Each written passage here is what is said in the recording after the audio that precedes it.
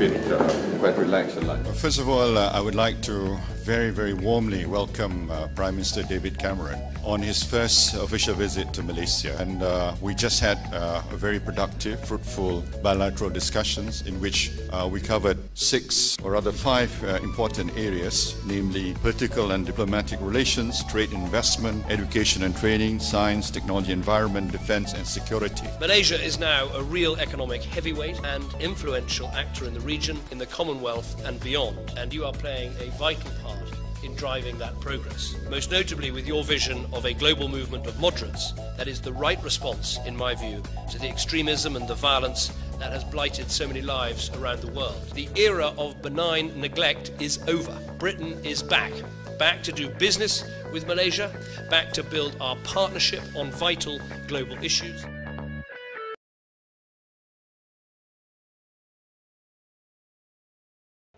I think Malaysia can lead because, again, like Indonesia, you're a Muslim majority country, a country, though, of moderate, sensible, democratic politics, and a country with economic success. Let me be clear, I'm not saying you can't have successful multiracial countries. You can. Britain is a very successful multiracial country.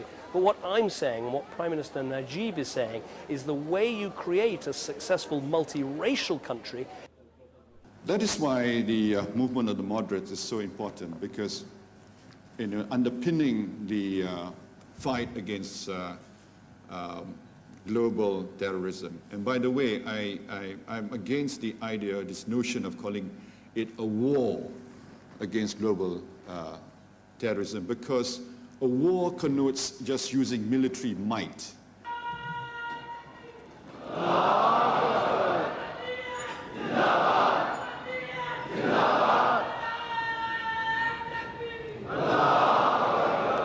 And I assure you, my dear brothers and sisters, when you talk to parliamentarians across the world, and particularly in those countries where our community is tried and tested and is put through great tribulations, the fact that our Khalifa, Hazur, beloved Hazur, continues to guide us, that, O ye who oppress us, we seek only to pray for you and pray for your guidance. That is the sign of a true, living, God-fearing community, and the Jamaat Ahmadiyya is just that. Hazur, finally, I would like to, on behalf of Her Majesty's government and indeed the Prime Minister, present his words to the Jalsa Salana on this august occasion. And the Prime Minister asked me to convey the following sentiments. He sends his kind regards on behalf of Her Majesty's government to His Holiness Hazrat Mirza Masroor Ahmad and to all attendees of the 46th Jalsa Salana of the Ahmadiyya Muslim Community United Kingdom, and wishes to extend a warm Assalamu alaikum to all attendees. The Ahmadiyya community, he writes, is an excellent example of how faith communities make positive contributions and play an active role in enriching our wider society.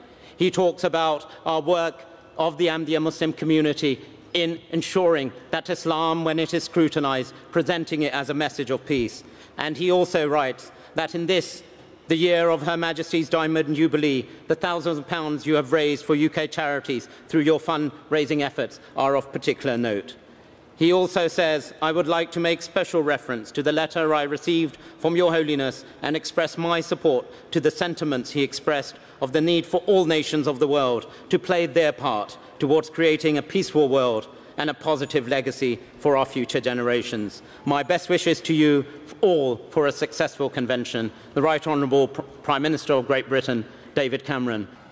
Hazur, the Deputy Prime Minister, Nick Clegg, is not able to be with us today, but he has sent a video message to the Jalsa Salana proceedings, and I'd request MTA to kindly please play it.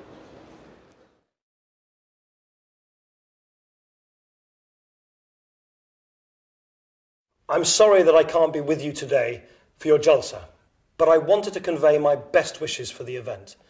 I also want to take this opportunity to thank the Ahmadiyya Muslim community for its tireless efforts to promote peace here at home and around the world.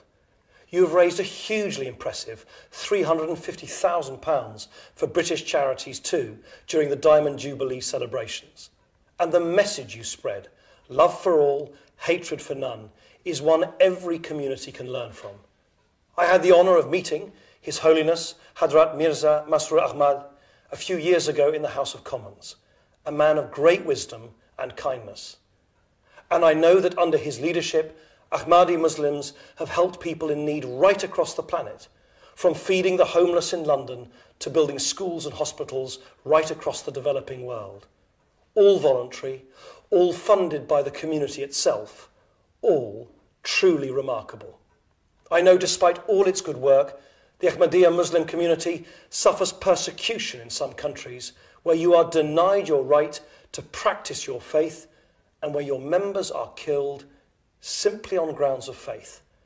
And I assure you that we Liberals stand by you in condemning such persecution, and we call for the upholding of human rights for all.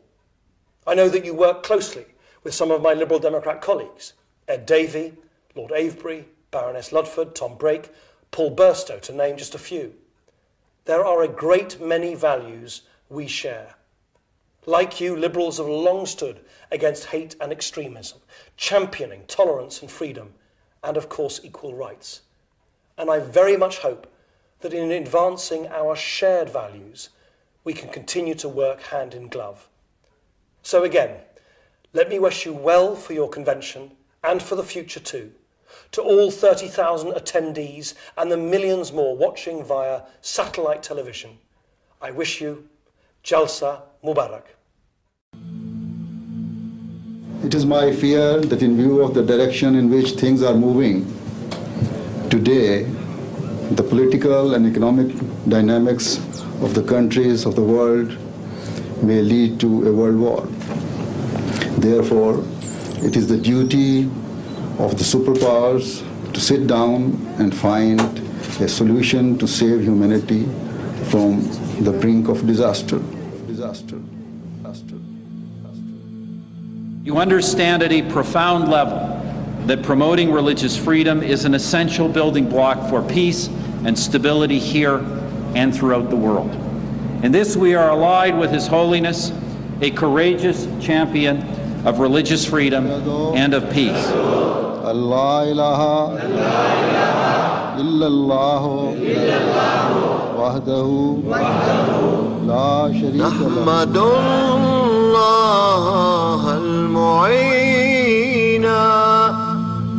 Hazrat Mirza Masroor Ahmad is the present head of the Ahmadiyya Muslim community, the most dynamic international community within Islam.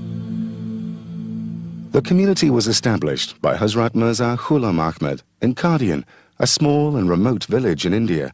He claimed to be the expected reformer of the latter days, the one awaited by all major world religions. Within a century, the movement has reached all the corners of the earth and has been recognized and praised by the global community. The huge respect we all have, for your work day by day in making a reality of peace and brotherhood across the communities in this country and across the world. Wherever the movement has been established, it endeavors to exert a constructive influence of Islam through social projects, educational institutes, health services, Islamic publications, and the construction of mosques. These endeavors continue, despite the bitter persecution that the community suffers in some countries. We need all the goodness we can find in today's world. Britain has welcomed the headquarters of the Ahmadis in this country, but it hasn't become something that's become, as it were, a closed sect in Britain. It's become a community that has sought to reach out to all of us. And that's very important, because the best way to break down the barriers of misunderstanding and prejudice is for that contact to happen, and I thank you for that. Is the contribution that you make to wider society and the important charitable causes that you support, not just for your own communities, but for the wider communities. And that is to be acclaimed and that is to be applauded. I have personally experienced and heard that you have raised tens of thousands of pounds on sponsored walks for children, older people and people with disabilities. And most significantly of all, you have not distinguished between faiths, ethnicities or communities. Africa, India, Bosnia and Indonesia, amongst other places, your community here too have an extraordinary reputation. The community was created under divine guidance, with the objective to rejuvenate Islamic moral and spiritual values. It encourages interfaith dialogue, diligently defending Islam and attempting to correct misunderstandings about the religion in the West. I very much welcome this opportunity of paying tribute to the wonderful work which has been done by the Ahmadiyya community towards building bridges between the different communities in our country, between different ethnic, linguistic, and religious groups up and down the country. Most have incorrectly interpreted Islam as endorsing violence and terrorism. The Ahmadiyya community has always demonstrated the spirit of tolerance, goodwill, and true brotherhood. It advocates peace, love, and understanding among followers of different faiths. It firmly believes in and acts upon Quranic teachings. It strongly rejects violence and terrorism in any form and for any reason. Your interpretation of jihad has always been in stark contrast to the extremist imams that we all deplore. We especially applaud His Holiness for denouncing those who pervert faith by claiming it as a justification for violence. However we define God, it is wrong to kill in His name. We acknowledge and celebrate your commitment to peaceful dialogue with people from other faiths, and we acknowledge the very good work that you do within our communities. But the Ahmadi community has a very special place in my affection because of its commitment to peace and to justice based on love for all and hatred for none. So continue to reach out to your fellow citizens wherever you may be living, wherever you may be worshipping, for in truth that is the way in which a harmonious society, a tolerant society, a loving and creative society can be built here in Glasgow, here in Britain, here in Scotland, and throughout the world. That unless there are people in all sorts of different communities and all sorts of belief systems who fundamentally want peace and are willing to talk about it, then we're never going to get anywhere towards the kind of society that I believe that most people would like to live in. Let us make a resolution. Let us make this resolution to promote the message of peace and brotherhood, that people of different religions should not quarrel and fight with each other, but should accept and tolerate and live together in that spirit of brotherhood and peace, which is the essence of your religion.